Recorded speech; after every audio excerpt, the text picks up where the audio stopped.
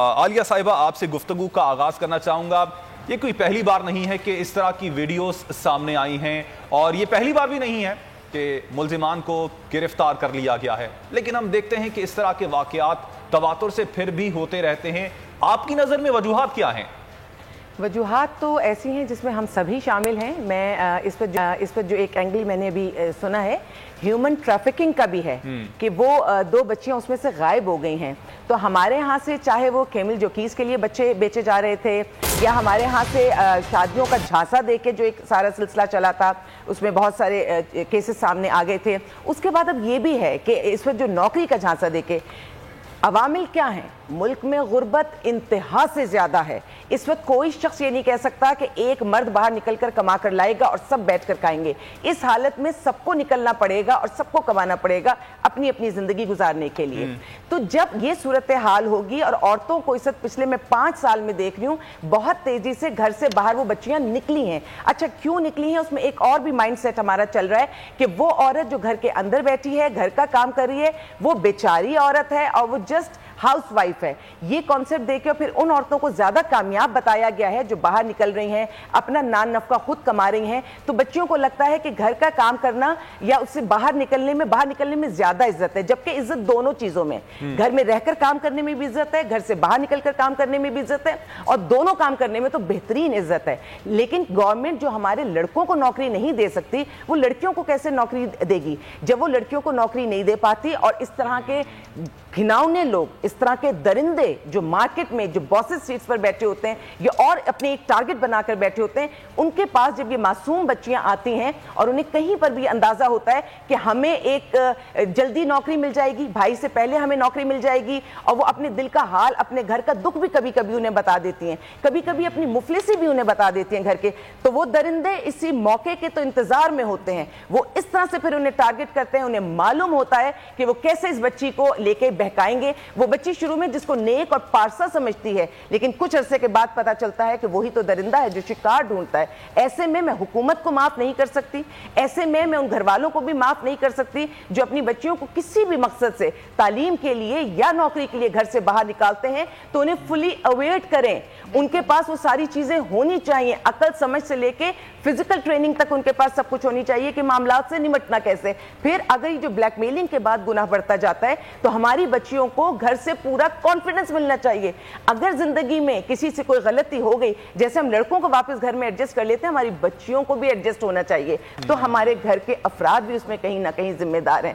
تو حکومت سے لے کے اور گھر تک سب اس گناہ میں ہم سب کہیں نہ کہیں اپنا حصہ ڈال رہے، چاہے یا انچاہے. ہماری وجہ سے ہماری بچیوں کے ایک چادر، ایک دوپٹہ وہ ہوا کرتا تھا کہ میرا چاہے سندھ ہو یا جرگا ہو کہیں کا، یہ جب دوپٹہ کبھی پیروں پہ رکھ دیا جاتا تھا تو بڑے بڑے قتل و غارت ختم ہوتے تھے. اتنی عزت تھی اس چادر، اس دوپٹے کی. آج بھرے بازار بھی یہ دوپٹہ چھینا جا رہا ہے. اور ایک بات اور کہوں کہ ہم نے بڑے بازار ابھی وہ جو ایک لوٹ مار کا ہوا تھا، چوری کا واقعہ ہوا تھا، وہاں ہم نے دیکھا کہ تھیں تو عورتیں ہی نا، بے شک وہ خانہ بدوش تھی کوئی، انہوں نے خود بھی اپنے آپ کو برہنہ کیا. یہ کنفیوژن دور کرنی پڑے گی اور سیدھے راستے پر آنے کے لیے سب کو ایک ساتھ ہونا پڑے گا.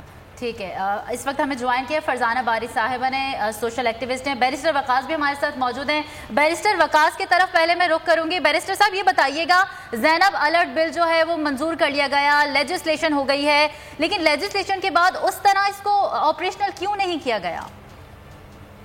جی سب سے پہلے تو میں کہنا چاہوں گا کہ یہاں ہوس کے پجاری سیاہ راتوں میں سفید جسموں کا جیون سیاہ کرتے ہیں. یہاں پہ ناچتے پیروں کی تھاپ دکھتی ہے، یہاں پہ جیل سی آنکھوں میں ہاتھ بکتے ہیں، یہاں پہ معصوم سے ہونٹوں کی پیاس بکتی ہے، یہاں پہ جسم ہے بکتے، شباب بکتے.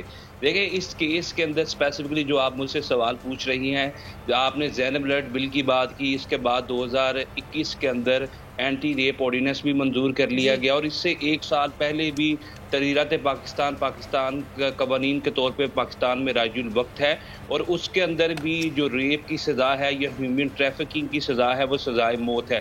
چونکہ اس کیس کے اندر ریپ کے حوالے سے دفعات کو شامل کیا گیا ہے، ہیومن ٹریفکنگ کی دفعات کو شامل کیا گیا ہے، ابڈکشن اور کڈنیپنگ کے حوالے سے بھی پروویژنس کا اطلاع کیا گیا ہے.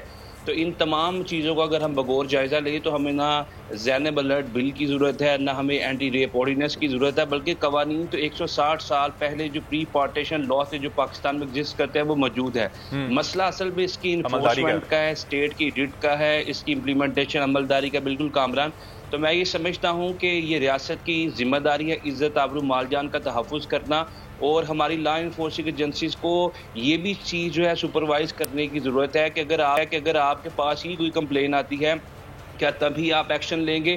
اس سے پہلے اگر کسی تھانے کی لوکل جورسڈکشن کے اندر اس طرح کے واقعات، سانحات یا بربریت کو روا رکھا جاتا ہے تو پولیس کی ذمہ داری ہے کہ اس ایریے کی جو بچیاں ہیں، جو بیٹیاں، جو بہنیں، انہیں عزت آبرو مال جان کا تحفظ دیں۔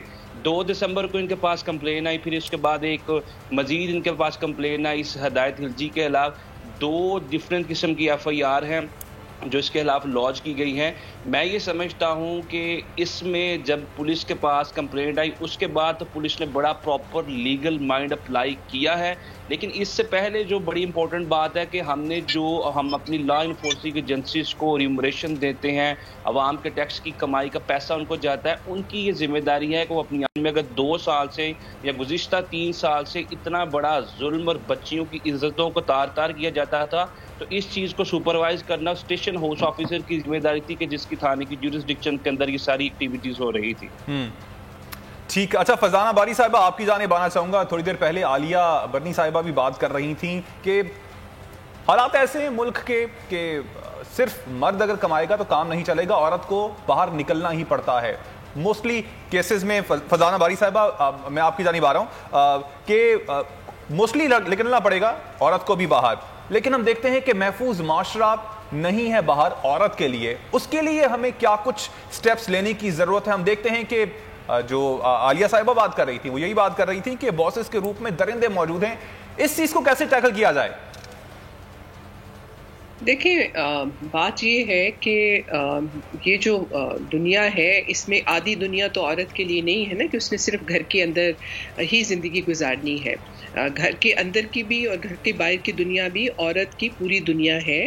اور سب سے بڑی بات ہے کہ عورت جو ہے اس کو آپ معاشی طور پہ مرد کا محتاج یا مرد کے اوپر اس کی ڈپینڈنسی نہیں رکھ سکتے۔ مطلب عورت کا معاشی طور پہ بااختیار ہونا جو ہے وہ ایک بنیادی چیز ہے کہ جس میں کوئی بھی انسان اس وقت تک بااختیار نہیں ہو سکتا جب تک کہ اپنی سروائیول کے لیے، جب تک کہ وہ معاشی طور پہ بااختیار نہ ہو اور اپنی سروائیول کے لیے وہ کسی اور پہ ڈیپینڈنٹ نہ ہو۔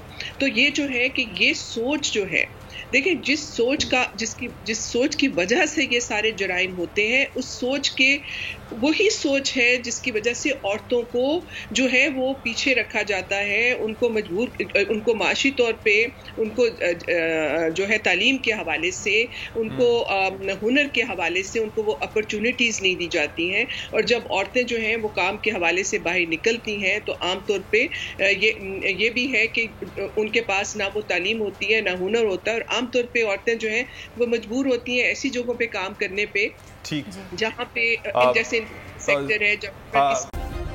سبسکرائب کریں اور بیل دبائیں تاکہ کوئی خبر رہ نہ جائے۔